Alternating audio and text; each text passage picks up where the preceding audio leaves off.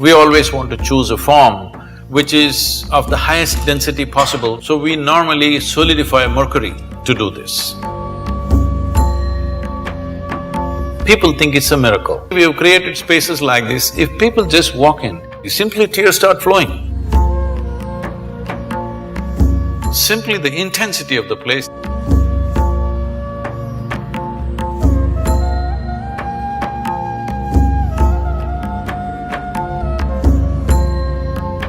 Namaskar, Sadhguru.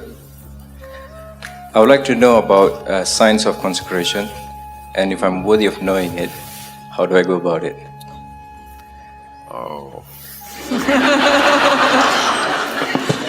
Well, we must congratulate Yalda, because in the next 3 weeks she will be a mother. Thank you.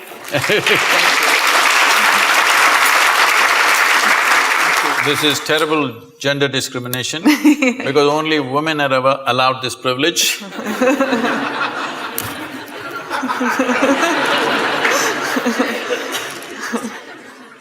So, she was talking to me about how she's conscious when there is a situation in any place, given place, without any logic to it, conscious of certain energies and how different people and different forms and different spaces impact you. So the science of consecration is just this. The best material to consecrate is a human being.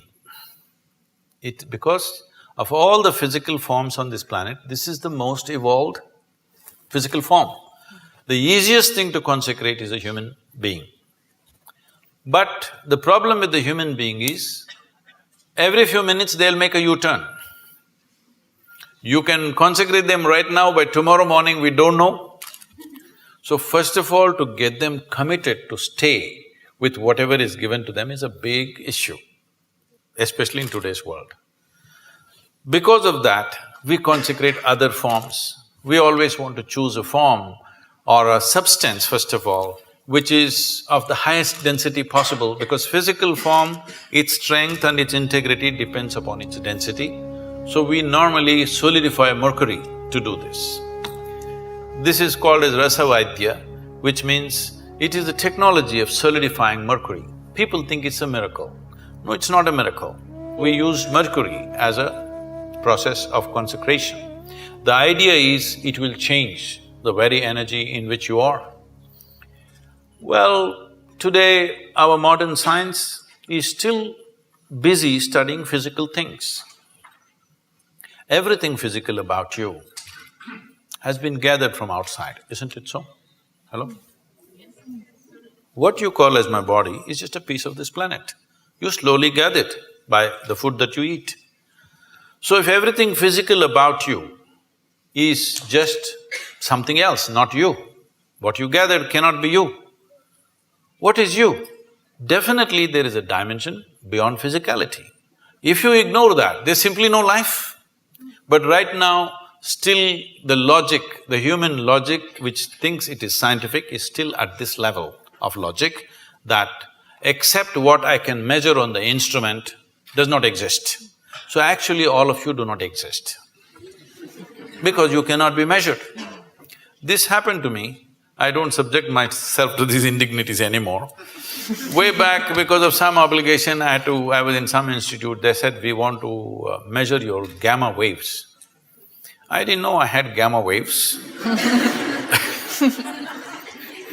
They said, no, there are gamma waves in your brain, we will measure it. So they put 14 electrodes into my body and they said, meditate. I said, I don't know how to meditate. They said, you teach everybody meditation. Yes, I do, because they don't know how to sit still. If you want, I will sit still. But this is the whole problem. Their problem is they want what kind of meditation? They want a name and the process and they want to measure the result. So I am not going to give them that pleasure. I said, if you want, I'll sit still. So I simply sat. After about 20 minutes, with some metallic object, they're hitting that funny place in your elbow, where it hurts most. Then I thought it's part of their experiment and I sat there. Then they're hitting my ankle, my knee. It became quite consistent and painful. Then I opened my eyes and said, am I doing something wrong? Why am I being beaten? They said, no, according to our instruments, you are dead. I said, this is a great diagnosis you have. But then they thought through and they said, no, it looks like your brain is dead. I said, I will stay with the first opinion. I am dead like this is okay with me. Brain dead if you give me a certificate. That's not going to be good. Why I am saying this is, the essential life that you are, you think you are going to measure it in some instrument? Only physical processes will measure, isn't it? And you know, everything physical about you is from outside, it's not yours. It's not yours, it's just a piece of the planet. So, you can't be measured, so you don't exist. What a great conclusion are you making? So, what is consecration? Is a dimension of energy which is not physical in nature, but it's life, concentrated life, let's say. Consecration is a way of creating a very concentrated life process. If you walk in, it's like that. So, in certain cultures, particularly in India, every street we consecrated at one time. But people slowly misunderstood, thinking these are temples for worship, whatever, it all went into all kinds of things. But still there are fantastic spaces of consecration in that culture, you must come and experience this.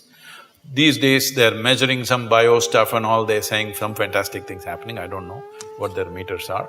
But I know this, Yalda is saying she knows this, if you walk into a space, you know how alive or dead that space is. So is it measurable by something? No. Only life knows life. When life meets life, it knows. When life meets death, it knows. Is there some instrument to measure this? No, because all your instruments can only measure physical processes. So consecration is that concentrated life process.